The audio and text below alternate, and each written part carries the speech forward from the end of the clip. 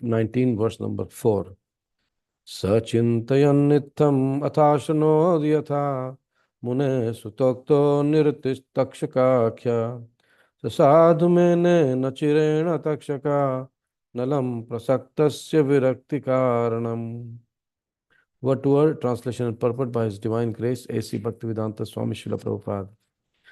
I was thinking, yesterday only we studied and we recited the word to word, the synonym and the purport. But as we know, our memories are very short, and it's always nice to repeat sometimes, not every time. And we can see how much do we remember from yesterday. Saha, he, the king, Chintayan, thinking, Itham, like this, Atha, now, Ashranot, heard, Yatha, as Muneha, of the sage, Sut Uktaha, uttered by the sun, Nirattihi, death, Takshaka Akhyaha, in relation with the snake bird, Saha, he, the king, Sadhu, well and good, Mene, accepted, Na, not, Chirena, very long time, Takshaka, snake bird, Analam, fire, prasaktasya, for one who is to attach, virakti, indifference, karanam, cause. Translation. While the king was thus repenting, he received news of his imminent death, which would be due to the bite of a snake bird, occasioned by the curse spoken by the sage's son. The king accepted this as good news, for it would be the cause of his indifference toward worldly things. Real happiness is achieved by spiritual existence or by cessation of the repetition of birth and death. One can stop the repetition of birth and death only by going back to Godhead. In the material world, even by attaining the topmost planet, Brahmaloka, one cannot get rid of the conditions of repeated birth and death. But still, we do not accept the path of attaining perfection. The path of perfection frees one from all material attachments, and thus one becomes fit to enter into the spiritual kingdom. Therefore, those who are materially poverty-stricken are better candidates than those who are materially prosperous. Maharaj Parikshit was a great devotee of the Lord and a bona fide candidate for entering into the kingdom of God. But even though he was so, his material assets as the emperor of the world were setbacks to perfect attainment of his rightful status as one of the associates of the Lord in the spiritual sky. As a devotee of the Lord, he could understand that the cursing of the Brahmana boy, although unwise, was a blessing upon him, being the cause of detachment from worldly affairs, both political and social. Shamika Muni also, regretting the incident, conveyed the news to the king as a matter of duty, so that the king would be able to prepare himself to go back to Godhead. Shamika Muni sent news to the king that foolish Shringi, his son, although a powerful Brahmana boy, unfortunately had misused his spiritual power by cursing the king unwarrantedly. The incident of the king's garlanding the Muni was not sufficient cause for being cursed to death, but since there was no way to retract the curse, the king was informed to prepare for death within a week. Both Shamika Muni and the king were self-realized souls. Shamika Muni was a mystic and Maharaj Parikshit was a devotee. Therefore, there was no difference between them in self-realization. Neither of them was afraid of meeting death. Maharaj Parikshit could have gone to the Muni to beg his pardon, but the news of imminent death was conveyed to the king with so much regret by the Muni that the king did not want to shame the Muni further by his presence there. He decided to prepare himself for his imminent death and find out the way to go back to Godhead. The life of a human being is a chance to prepare oneself to go back to Godhead or to get rid of the material existence, the repetition of birth and death. Thus, in the system of Varnashrama Dharma, every man and woman is trained for this purpose. In other words, the system of Varnashrama Dharma is known also as Sanatan Dharma or the eternal occupation.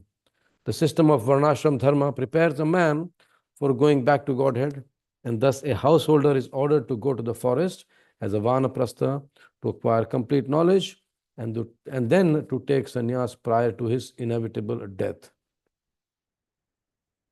Parikshit Maharaj was fortunate to get a 7-day notice to meet his inevitable death. But for the common man, there is no definite notice, although death is inevitable for all. Foolish men forget this sure fact of death and neglect the duty of preparing themselves for going back to Godhead. They spoil their lives in animal propensities to eat, drink, be merry, and enjoy. Such an irresponsible life is adopted by the people in the age of Kali because of a sinful desire to condemn Brahminical culture, God consciousness, and cow protection, for which the state is responsible. The state must employ revenue to advance these three items and thus educate the populace to prepare for death. The state which does so is the real welfare state. The state of India should better follow the examples of Maharaj Parikshit, the ideal executive head, than to imitate other materialistic states which have no idea of the kingdom of Godhead, the ultimate goal of human life. Deterioration of the ideals of Indian civilization has brought about the deterioration of civic life, not only in India but also abroad. So, such a wonderful purport Prabhupada is giving us here. We can see, it'll some serious student of Srimad Bhagavatam will actually take a pen and paper and write down the main points and then see how opposite to what is mentioned here we live. Our life is how completely opposite to what is mentioned here. I mean, you can take points one by one. First of all, Prabhupada speaks about that real happiness is achieved by spiritual existence or by cessation of the repetition of birth and death. Now, most people won't even know about existence of spiritual kingdom, or that I don't want to come back to this samsara chakra. Prabhupada says one can stop the repetition of birth and death only by going back to Godhead. As we said, most people won't even know that there is a place like Golok Vrindavan existing. In the material world, even by attaining the topmost planet, Brahmaloka, one cannot get rid of the conditions of repeated birth and death. In Bhagavad Gita, Krishna, when he's explaining to Arjun this chapter, the chapter on death, chapter number 8, attaining the Supreme, Krishna explains to Arjun, he's actually speaking, okay, whatever you think of at the time of death, you will attain. And then interestingly, Krishna, he explains the various yogic processes, in a few verses. But then he says, okay, there's still a danger. What is the danger? Abrahma bhuvna loka punar avartino Arjuna mam upaityatu kaunteya punar janmana vidyate. So Krishna, he says, Abrahma bhuvna loka, up to the highest, planet of Brahma loka, to the lowest.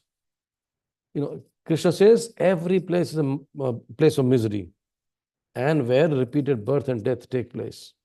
Now we know, even now, as we discussed yesterday, that once we leave the class, then we go back to our own routine life. But we must meditate upon, yes, do I really want to come back to this the place of repeated birth and death? Do I really want to, study again ABC, be in the womb of the mother for 9 months? And the third canto says so much about the pitiable position of the unborn child in the womb of the mother. We don't want to do that. We don't want to do that. So what is the solution? Krishna says, Mam upaityatu kaunteya punarjanmana vidyate. He says, yes, but those who attain to my abode, come to me, you will never take birth again. So we understand this place, the material world is a place of miseries at every step. Padam padam yad vipadam natesham. Brahmaji, he speaks in the 10th canto. Samashitaye padapallav plavam mahat padam punya yasho murare pavam budhirvatsa padam param padam padam padam yad vipadam natesham. So once Brahmaji says, someone who has accepted what? The plava, pallava, pada pallava plava, lotus-like feet, if they have accepted the lotus-like feet as the boat for our material life. We are crossing over the ocean of material existence. And someone who has accepted the boat of the lotus feet of the Lord, And who is this Lord? Mahat Padam Punya Yasho Murare, the all auspicious Yasho Murare. He's famous as Murare. Bhavam Budhir Vatsa Padam Param Padam. So what happens when we take the shelter of Murari, the killer of the Mura demon, the ocean of the material world, the miseries of the material world is like what? A Vatsa Padam, like the water contained in a calf's hoof print. And for those people who have taken this lotus feet of the Lord as the shelter, as the boat of their existence, what is their goal? The goal is Param Padam, the Vaikuntha. Param Padam. So Bhavam Budhir Vatsa Padam. So for them, the dangers of this material world are just like water in calf's hoof print. But then he says, what is this material world? Padam Padam Yad Vipadam Natesham. That every step there is a danger here. So when we analyze, coming back to our purport, when we see here, Prabhupada is quoting so many things, that these material assets, Maharaj Parikshit was an emperor.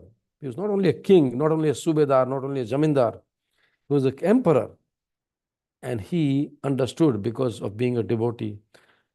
What we have to understand, really analyze, is our life.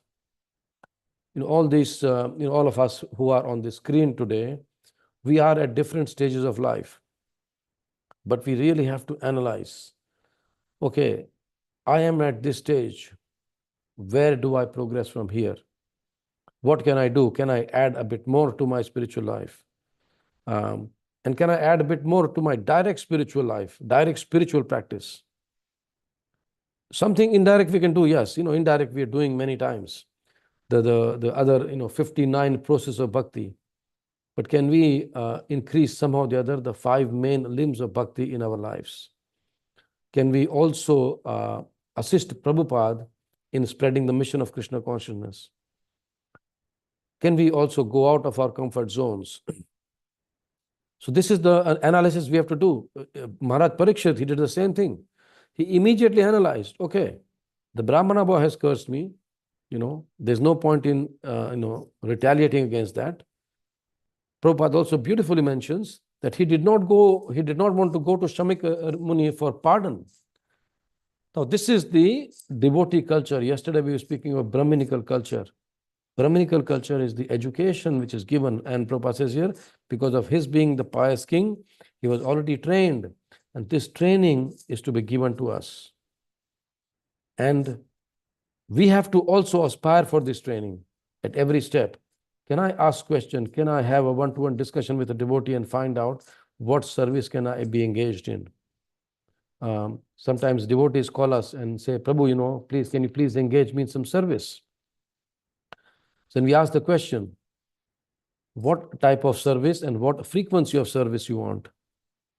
Do you want some service just once in a while when we are short of manpower, or do you want to come regularly and take part in a team, or do you want to take part in a team and then ultimately take up leadership roles in your service, or you just want to continue doing some service so that we can enter into the depth of that service, and then ultimately depth in the relationship with Krishna or Srila Prabhupada. Even when we do a service of, say, dressing Prabhupada. So we should understand, I'm dressing for 2, 3, 5 years. Have I actually become closer to Prabhupada? Have I understood Prabhupada's mission? Have I read Prabhupada's Lilamrita? Have I understood what Chaitanya Mahaprabhu's mission is, what Prabhupada's mission is? So these questions we have to ask ourselves. Parishad Maharaj is exactly doing the same thing here. He's actually contemplating, okay, first thing is, I'm not going to retaliate. I'm going to go on the bank of Ganga, sit there. Next verse actually says that. He goes and sits there on the bank of Ganga, and he doesn't worry about anything else except pure devotional service. Then also he says, yes, I don't want to go back to Shamika Muni, ask for pardon. Why? Because Shamika Muni is anyway, he's not very happy. He's not very happy with his son. And if I go back again to him, just by seeing me, he will be put into more shame. So this is the Krishna conscious culture. That the king doesn't even want Shamika Muni to be put into more shame just by going there. And then Prabhupada, very beautifully, he speaks about our own life in Varnashrama Dharma. So Varnashrama Dharma, we understand. We understand, yes, Brahmana, Kshatriya, Shudra, Vaishya, Shudra, and then Brahmachari, Grihastha, Vanaprastha, and Sannyas. But actually, do we analyze our own position? Sometimes when we speak to the devotees, we tell them that a devotee's life, please hear carefully, a devotee's life can be known by the phone. So whatever messages we are transmitting, whatever groups we are in, whatever services we are doing, everything is on the phone, right? So it's wonderful to analyze our phone. Okay, what messages I've sent. Is it for organizing something over the holidays, or is it for organizing some class, or is it for organizing kirtan at our place, or is it just to gossip about someone else? Yesterday we shared with a couple of devotees the word gossip. Chaitanya Charan Prabhu says very nicely. He says gossip means something we like about someone we don't like. Gossip means something we like about someone we don't like. So if we should check our phone, how much time are we spending? Of course, as devotees, we generally don't do that. That's nice. But again, from wherever we are, how can we progress here? Because as the purport says, that there's no definite notice here. For Parishad Maharaj, at least he was fortunate to get a 7-day notice. But for us, there is no notice at all. Anything can happen. And that's why Prabhupada says that foolish men forget the sure fact of death and neglect the duty of preparing themselves for going back to Godhead. So we must understand that death can come any time. And we see around us now with our devotee circle, our friend circle, our family circle, increasing, and the contacts are much more better than before because of technology. We can see so many people are struggling and suffering. But as Prabhupada says, there's no desire to go back to Godhead. And Prabhupada then, after the last few lines, he again just basically speaks very strongly about how irresponsible life people live in the age of Kali. No one is interested in Brahmanical culture, in God consciousness, in cow protection. And Prabhupada speaks about the state. We live in a state called Australia, where the revenue of the government and the big corporations is earned from these activities which are actually prohibited for us. Cigarettes, the excise on tobacco, the duty on liquor, the duty on gambling, all these things, so much money the government generates. And Prabhupada says that the state must employ revenue to advance these 3 items and thus educate the populace to prepare for death.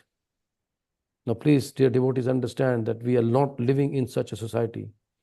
Therefore, we have to convince ourselves of this Brahmanical culture, of this God consciousness, of cow protection, and help others in understanding these concepts. And as we always say that, yes, Prabhupada has given us. Prabhupada said, I have given you everything. I've done 50% of job, and then 50% Varnashram Dharma you have to establish. So for us, we can start. So take a small step. Look at what your situation is and find out. It's not that, this is all I can do, maximum I can do. I cannot do anything more. We see devotees around us doing more and more and more. Can I also be enthused by these devotees? Can I do a bit more?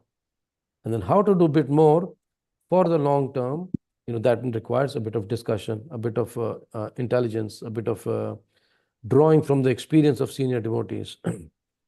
So then when we transfer our propensities, our association, our attachments, our attractions from material to spiritual gradually, then Prabhupada, as he says, that we can have the idea of kingdom of Godhead, the ultimate goal of human life. Now, this verse actually can be called a bridge verse. A bridge verse. A bridge is what?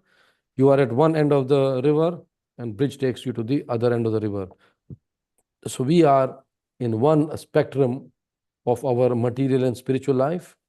But when we actually examine this purport very clearly, very thoroughly, very carefully, we can see so many points are coming that I don't want to go back to any other place except Golok Vrindavan, right?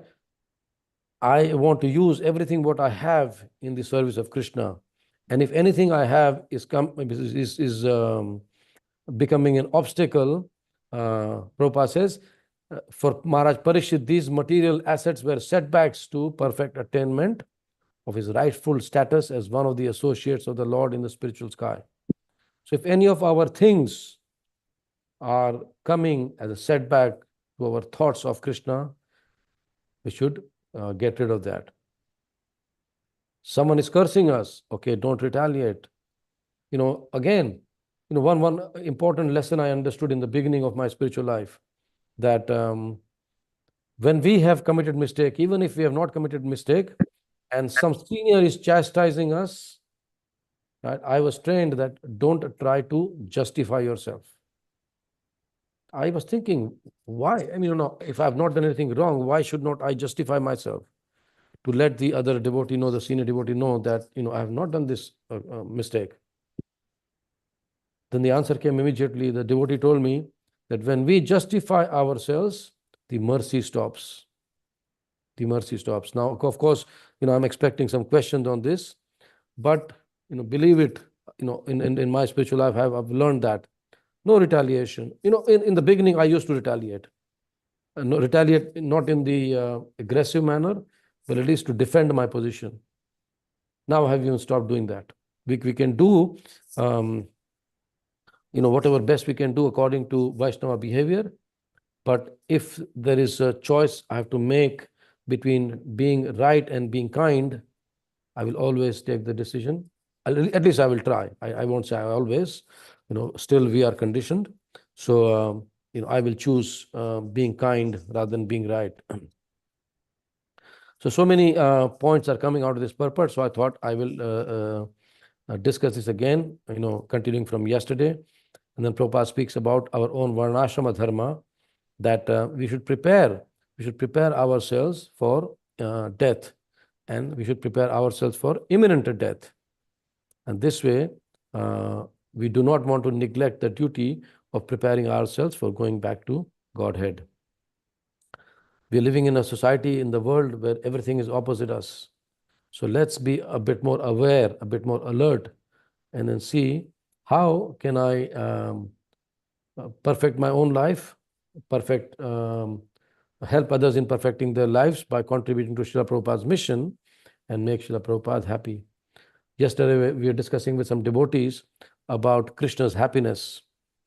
Just by being here in this Sangha, Krishna becomes happy.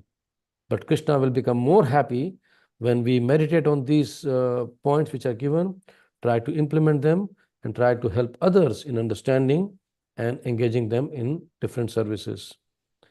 So if anyone has any points, any questions, any comments, we can move on to the next verse. Hare Krishna, Prabhu. Yes. This purport is so beautiful. Thank you so much for explaining this so beautifully. I was just this line in the purport. I just got very impressed how Prabhupada has used and how kind Parikshit Maharaj is when he said that he did not wanted to embarrass Shamik Rishi further. And I was thinking how this is like a such a contrast in material world. If someone is feeling guilty of their mistake, we sometimes try to make them more guilty. Yeah. But here he is like refraining from this, showing like such an ideal behavior of a Vaishnava. Yes. Yeah. Thank you. One of the Gujarati devotional poets, Narsi Mehta, he says very nicely, Vaishnava janato tene kahiye je peed parai jane re. So one who is Vaishnava, who is a Vaishnava?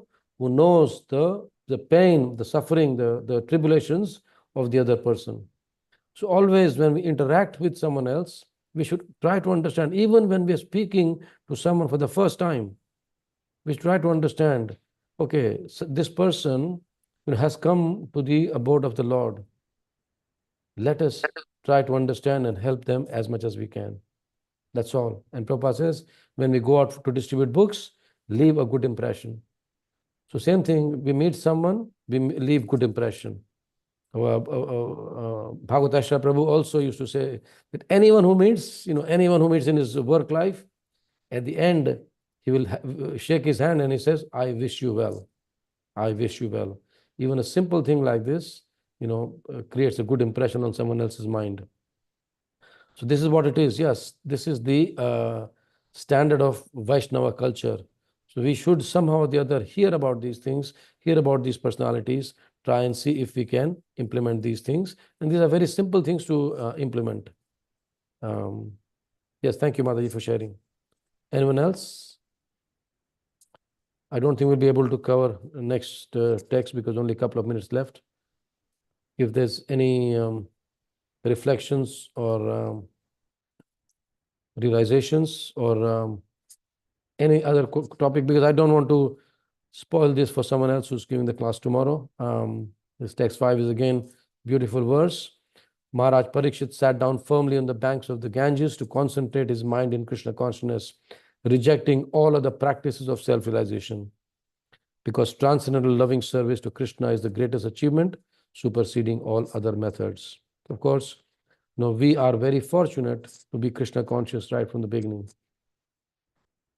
So we got a couple of minutes. If anyone wants to share something, we'd appreciate that.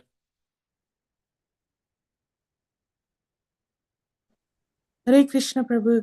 Yesterday with the Harinam, what you've just said, I've reflected on that about creating a good impression. And because when we're out there, we meet so many different new people and people who are not everyone is susceptible towards, Hare Krishna devotees and, so it is, we do meet all different sorts of people who, a lot of them, they would like to know, who are curious, and a lot of them, they just don't want to have anything to do with us.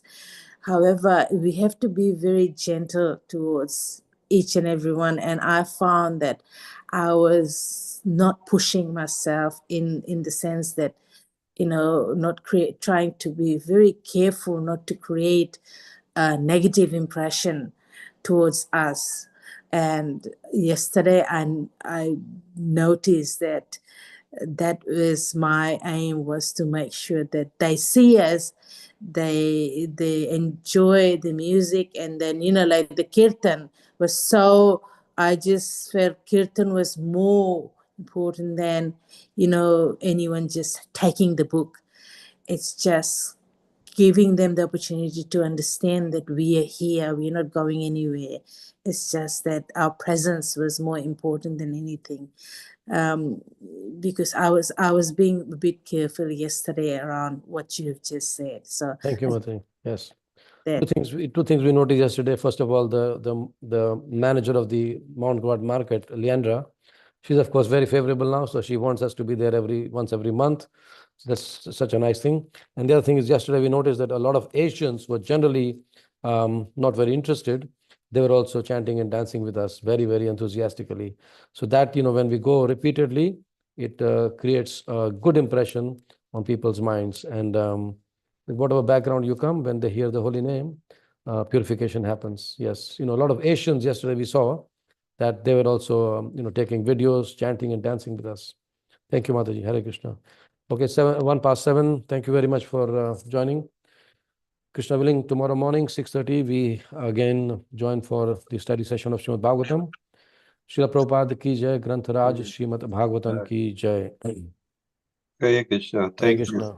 Hare Krishna. Hare Krishna. Thank you, Prabhu. Hare Krishna Prabhu, thank you. Thank you, Prabhuji. Hare Krishna. Thank you, Prabhuji. Hare Krishna.